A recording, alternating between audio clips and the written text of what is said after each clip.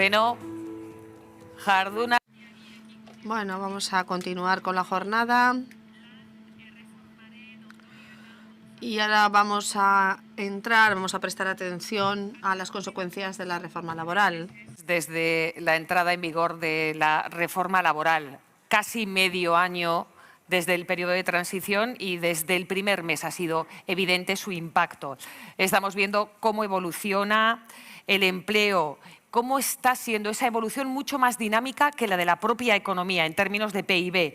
También estamos viendo porcentajes de contratación indefinida que hasta los que tenemos unos años no recordábamos. 27% en mayo, cuando no solíamos llegar nunca al 10%. Hemos pedido datos para empezar a extraer conclusiones sobre su eficacia en el mercado laboral de España y en el vasco. Y se los hemos pedido a dos personas a las que voy a llamar al escenario, Federico Muñiz y Javier Ramos. Un aplauso para ellos. Federico y Javier, aquí.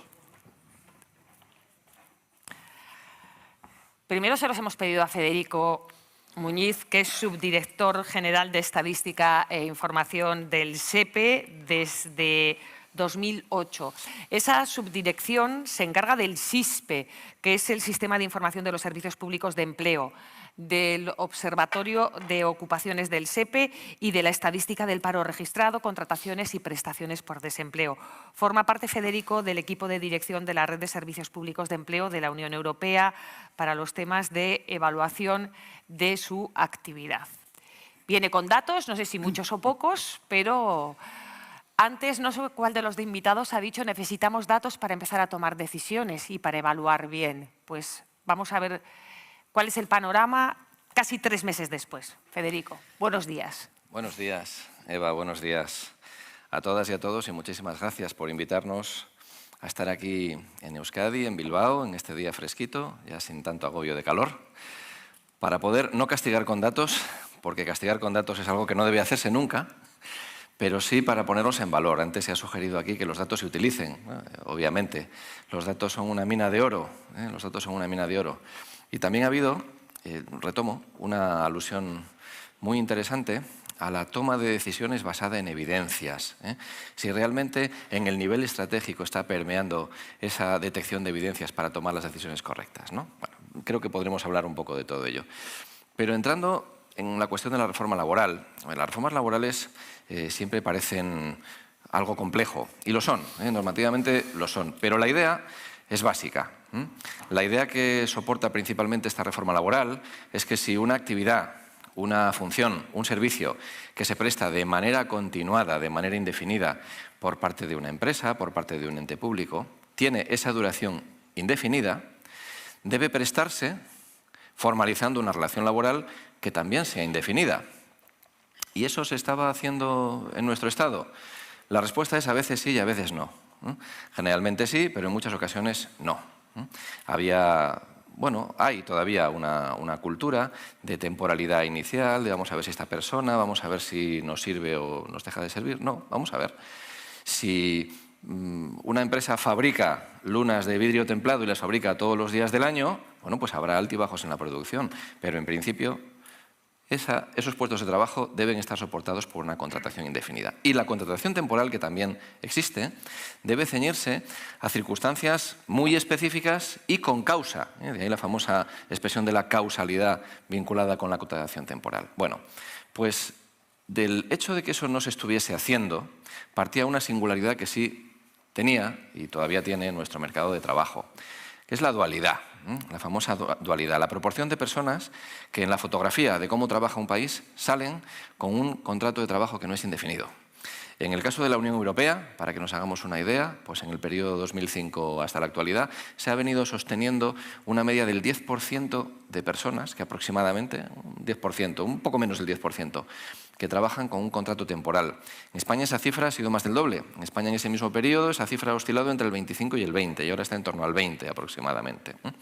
Por tanto, sí éramos una situación, una isla atípica dentro de nuestro entorno, digámoslo así. ¿Y qué problemas o qué efectos negativos tiene que tengamos una dualidad marcada, tengamos ese alto porcentaje de contratos temporales? Eso nos lo han venido diciendo tanto la Unión Europea como el Fondo Monetario Internacional, como la OCDE, como tantos otros organismos que se aproximan a estudiar y a ver nuestra economía. La recomendación que hacen siempre en periodos de crisis es: reduzcan ustedes su dualidad. Ustedes tienen una dualidad excesiva, la más alta de toda la Unión Europea, eso es cierto. Redúzcanla. ¿Por qué? Bueno, no hace falta decir por qué. Si la vinculación entre una persona trabajadora y la empresa es una contratación indefinida, eso añade valor. Además de añadir estabilidad y tranquilidad vital a la persona que trabaja, pues añade valor. La persona está en su empresa, digamos que quiere más a su empresa, entiende más a su empresa, está dispuesta a implicarse más en lo colectivo que tiene lugar en la empresa y viceversa. La empresa ve a la persona trabajadora como algo que hay que cuidar, como algo que hay que formar, como algo que hay que mantener. Y es cierto que cuanto más baja es esta dualidad en los mercados laborales, mejor funcionan las cosas. Bueno, pues la reforma laboral, en definitiva, ha venido a hacer esto. Es decir, a decir de forma formal y específica que si el servicio, la atención, la actividad prestada es indefinida, el contrato tiene que ser indefinido. ¿Y esto está funcionando? Bueno, pues sí, claramente sí. O sea, hay pocas veces en las que los datos demuestren con más evidencia que la entrada en vigor de un cambio normativo está teniendo efectos. Y ahora entraremos en el porqué. Los contratos indefinidos que se comunican cada mes se están multiplicando por 5. En un estado como el nuestro, aproximadamente, se comunicaban unos 2 millones de contrataciones cada mes, de los cuales el 90% eran contrataciones temporales. Son cifras muy aproximadas, mes a mes. 2 millones, 2.200.000, entre 150.000 y 200.000 contratos indefinidos cada mes. Esa era la cifra habitual. Ahora mismo, el número de contratos indefinidos que se comunica es prácticamente igual al número de contratos temporales. En estos 2 últimos meses, en los meses de abril y mayo, por término medio, un 40% de la contratación en todo el Estado ha sido indefinida. En Euskadi, aproximadamente la media venía a ser de unos 60.000 contratos, hablando de manera muy promediada, 60.000 contratos al mes totales, de los cuales eran indefinidos algo más del 10%. Aquí Euskadi tiene un mercado laboral algo más maduro, algo más estable, menos sujeto a la estacionalidad, que también sujeto a la estacionalidad, pero menos que en el resto de España. Y la cifra de contratos indefinidos sobre el total mensual venía a ser de un 10, un 11, un 9%, aproximadamente, un poquito más que en el resto del Estado, ¿no? Bueno, en ambos casos se han multiplicado por 4, por 5, el número de contrataciones indefinidas que se celebran. ¿Y eso qué significa? Significa que alguien podrá decir, bueno, claro, ¿y qué se va a hacer? Si ahora no se pueden celebrar contrataciones temporales, tendrán que celebrarse contrataciones indefinidas. Bueno, hagamos un análisis un poquito más preciso de esto. El mercado laboral ofrece lo que ofrece. Cuando una empresa necesita una persona para trabajar a tiempo completo, la contrata para trabajar a tiempo completo. El número de contratos temporales a tiempo completo que se celebraba antes de la entrada en vigor de la reforma ha disminuido en la misma medida en la que ha crecido el número de contratos indefinidos a tiempo completo. Es decir, la necesidad sigue existiendo y, por tanto, ha cambiado la forma de contratar. Ocurre lo mismo con las contrataciones a tiempo parcial. Las contrataciones temporales a tiempo parcial, que se celebraban antes, han disminuido prácticamente en la misma medida en la que han aumentado las contrataciones indefinidas a tiempo parcial. Es decir, que lo que manda es el sentido común, es la función, las horas, la necesidad que había en la empresa y en el puesto de trabajo. Si eso antes se cubría con una contratación temporal, ahora se está cubriendo con una contratación indefinida. Y hay un contrato que ya existía, pero que ha salido mucho a la luz últimamente, que son las contrataciones fijas discontinuas. Los contratos fijos discontinuos. Estos contratos fijos discontinuos no han venido a sustituir ni a los contratos a tiempo completo ni a los contratos a tiempo parcial. No, han venido a cubrir en esencia las peculiaridades que la estacionalidad lleva aparejadas en nuestro mercado de trabajo. Sabemos que hay muchísimas ocupaciones, no vamos a entrar en ellas, que están vinculadas a factores estacionales. Pues bueno, pues ahora están abriendo las piscinas, pues hay personas que atienden a las piscinas. Es un decir. Bueno, esas contrataciones de carácter cíclico que antes se cubrían con contratos temporales, por obra y servicio o por circunstancias de la producción, ahora se están cubriendo con esta nueva figura de contratos fijos discontinuos. Es decir, hay un incremento notable, evidente, de la contratación indefinida dentro de este nuevo marco de relaciones laborales. Y eso está rompiendo esa dualidad. Bueno, esto requiere un tiempo, evidentemente. Llevamos 2 meses de andadura práctica de reforma laboral, que aunque entró en vigor el 31 de diciembre, hubo 3 meses, enero, febrero y marzo, de carencia hasta que fue obligatorio empezar a celebrar las contrataciones con carácter indefinido, ya a partir del mes de abril. Bueno, pues iremos viendo que el número de contrataciones global que se produce en nuestro mercado de trabajo va a ir disminuyendo. Evidentemente, en la medida en la que cada vez hay más contratos indefinidos, hay personas que no necesitan celebrar nuevos contratos durante el año. Y eso explica que, por ejemplo, en el País Vasco sean algo menos, digámoslo así, espectaculares esas cifras iniciales de arranque de la reforma laboral. Es decir, ¿por qué, por ejemplo, en el conjunto de España la contratación indefinida supone ahora del orden del 40% del total de contratos y en Euskadi del orden del 30%? Bueno, pues porque en Euskadi ya había muchos contratos que eran indefinidos. En Euskadi la dualidad, esa dualidad desfavorable del mercado de trabajo de España, ese entre el 25 y el 20, siempre ha estado un par de puntos por debajo. O sea, digamos que ya había una situación algo más normalizada dentro del mercado de trabajo del País Vasco y por eso, pues bueno, pues a lo mejor no se multiplica por 5 el número de contratos indefinidos en el País Vasco. Dentro de unos pocos meses esperamos que... ¿Qué tal voy de tiempo? Ya vamos acabando. Ya vamos acabando. Sencillamente, para acabar esta primera andanada, la reforma laboral está funcionando bien no solamente desde el punto de vista estadístico, sino que también los primeros indicios de cuánto duran los episodios de afiliación a Seguridad Social también son favorables. En estos primeros 5 meses del año, este no es mi terreno, estoy pisando un poco el terreno de los compañeros de Seguridad Social, la duración de los episodios de afiliación, el tiempo que están las personas trabajando en las contrataciones temporales se ha incrementado del orden del 20%. Esto es quizá el dato más alentador de un incipiente cambio cultural que se está produciendo en nuestro mercado de trabajo y que esperamos acompañar. Bueno, has dejado un montón de balones para rematar luego. Vamos a ver si tenemos tiempo, pero vamos a presentar a Javier Ramos, es asesor del Departamento de Trabajo y Empleo de Lanbide. La trayectoria profesional de Javier siempre ha estado asociada a la gestión de servicios de empleo, formación y desarrollo local. Ha sido director del Observatorio de Mercado de Trabajo del Gobierno vasco y responsable de proyectos que están en el origen de la actual Lanbide, como fueron Langai, el Servicio Vasco de Colocación y la página web lanbide.net. Fue el primer director de Lanbide en el momento de su creación.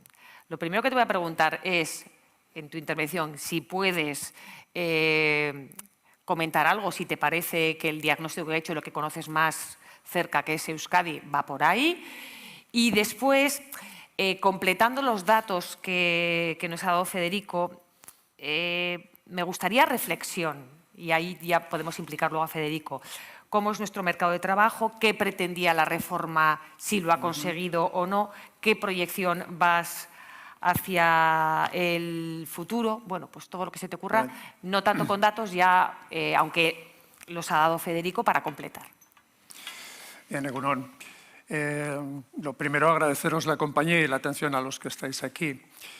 Muy insumiso. Yo, como ha hecho Federico, apenas voy a decir números. No sé si el no mencionar números significa que te estás escapando de unas explicaciones de la reforma laboral. Cuando ocurre la reforma, y antes comentaba con el compañero, te da una serie de reflexiones. Una reforma es una serie de modificaciones sobre la normativa que intenta hacer más eficiente el mercado de trabajo, el que te toca. Y bueno, más o menos estás viendo ciertas expectativas. Lo que comentaba con Eva a la hora de preparar esto es, bueno, ¿y cómo es nuestro mercado de trabajo? ¿Sobre qué mercado de trabajo está actuando esta reforma, más o menos importante, o bueno, más o menos según quien opine sobre ella? Una vez que veas los impactos, lo siguiente que te preocupa es hacia qué escenarios nos estamos acercando. Es decir, que el mercado de trabajo está en evolución y la reforma es coyuntural, es puntual. Y por último, si ves esos escenarios futuros, ¿qué transformaciones o qué reformas laborales futuras esperas?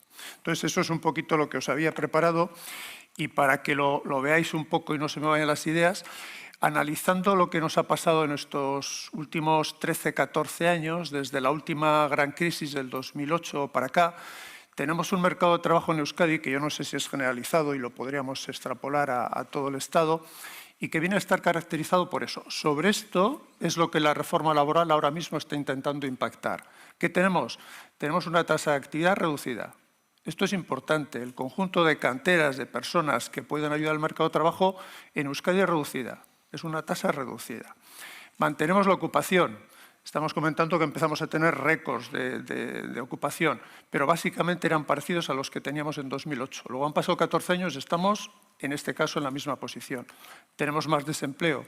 Objetivamente, las personas que estaban desempleadas en aquel momento eran menos de las que lo están en estos momentos.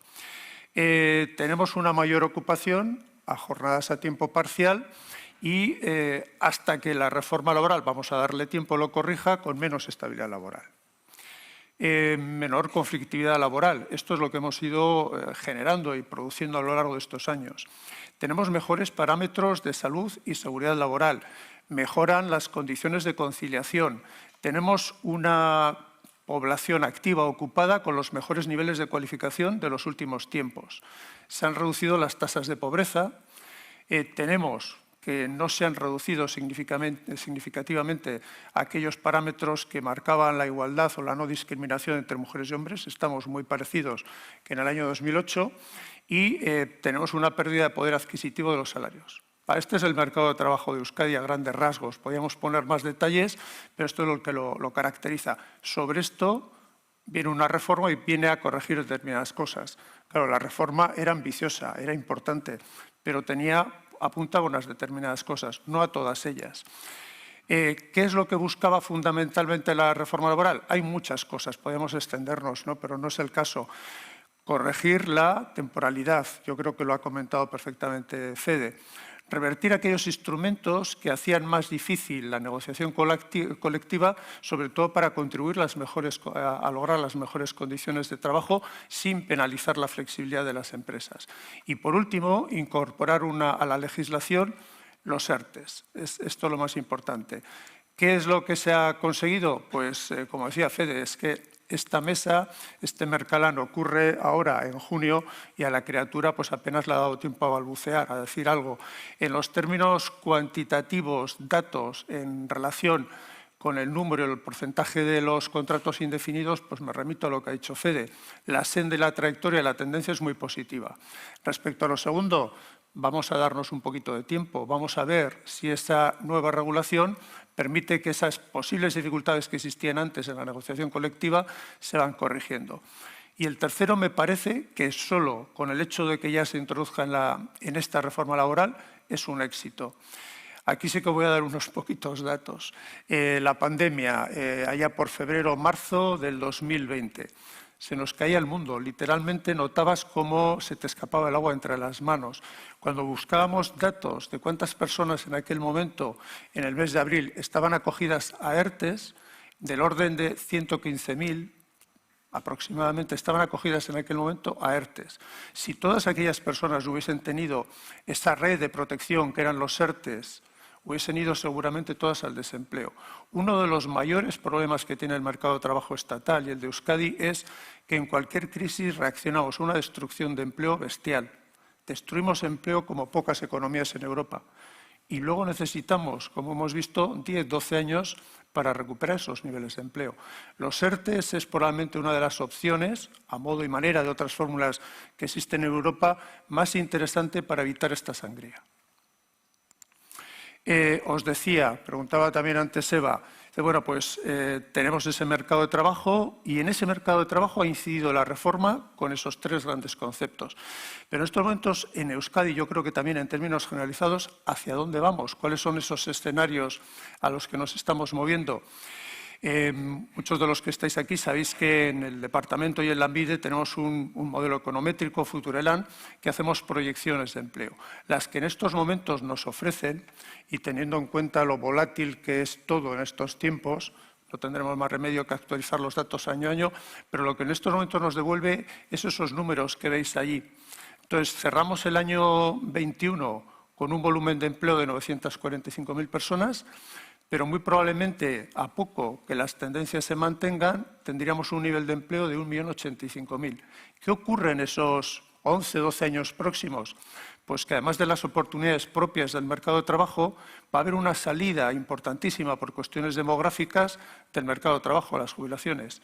Luego, las oportunidades netas, ese escenario sobre el que van a tener que acompasar las futuras reformas laborales es que vamos a tener que vigilar 600.000 incorporaciones. Para las 3 personas que estaban antes, para los mozos, las mozas que estaban aquí antes, 600.000 oportunidades de empleo donde tienen que encajar.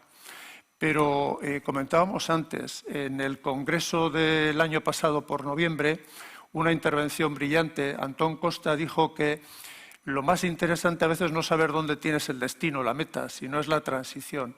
¿Cómo consigues pilotar eso? Vale, pues llevar esa nave con todas esas oportunidades nos va a obligar a tener que tener muy en cuenta que en todo ese proceso y con la ayuda de las reformas laborales que vengan, hay que hacer ajustes competenciales, hay que tener en cuenta que va a haber déficits de profesionales. Ahora mismo ya los estamos teniendo en cuenta, ya los vemos, pero no los vemos de una forma generalizada. No existen en todos los sectores y en todos los grupos ocupacionales. Puede que exista en un determinado ámbito geográfico, en una comarca de Euskadi, en una determinada ocupación y en un sector. Pero es una mancha de aceite que crece. Y por último, pues tenemos, no sé si llamarlo un acelerador, pero por lo menos como cuando a veces en casa, pues lo que dice un padre hace poco caso, lo hacen menos que un gitano, pero si por ejemplo Europa resulta que te dice esto, este es el acelerador. De repente tenemos que tener en cuenta que en esa transformación hacia esas oportunidades de empleo tenemos que seguir esa senda que nos marca Europa. Vale, en esos escenarios, ¿qué nuevas transformaciones, qué reformas? Algunas enseñanzas sí que nos trae esta, la que nos acabamos de dar. Yo creo que si tuviéramos que hacer un análisis de lo que pasó a lo largo del 2021 para la gestación de esta, todo el mundo pensaba que era muy complejo, que era muy difícil, que tenía unos costes tremendos, que eso no podía ser. 3 meses después de la aprobación lo vivimos con absoluta naturalidad, normalidad.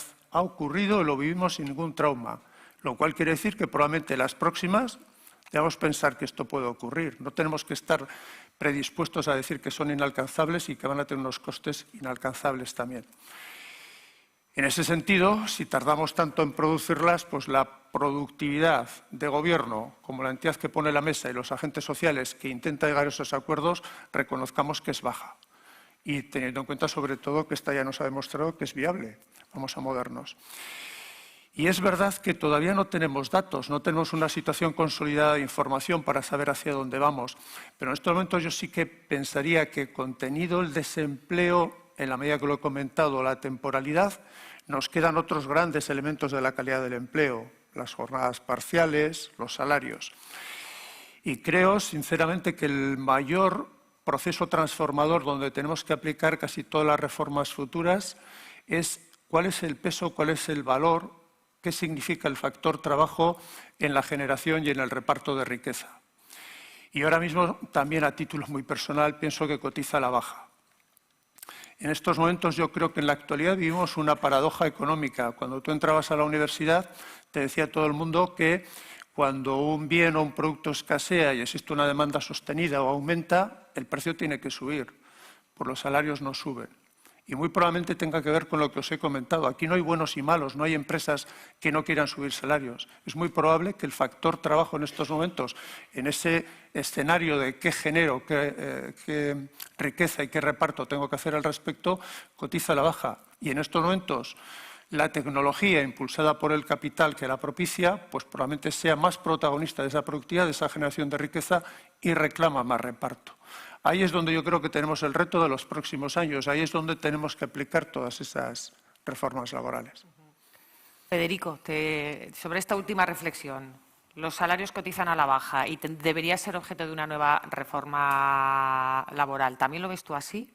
¿O tienes una explicación para este hecho? Es decir, hay escasez de mano de obra en determinados puestos de trabajo y, sin embargo, en vez de subir los salarios. La respuesta es que no tengo respuesta.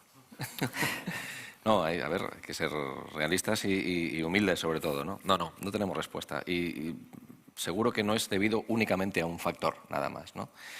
Los tiempos cambian y en los 2 últimos años cambian muy aceleradamente. Hemos visto cosas que jamás sospecharíamos que hemos visto, ¿no?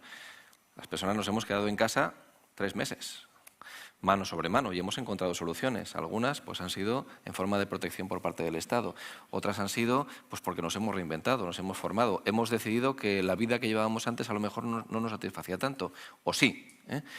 Entonces, lo que sí está claro es que las nuevas generaciones, los chicos y chicas que estamos viendo, valoran mucho algunas otras cosas. Valoran su tiempo, valoran su calidad de vida, valoran las relaciones personales, familiares, valoran su ocio.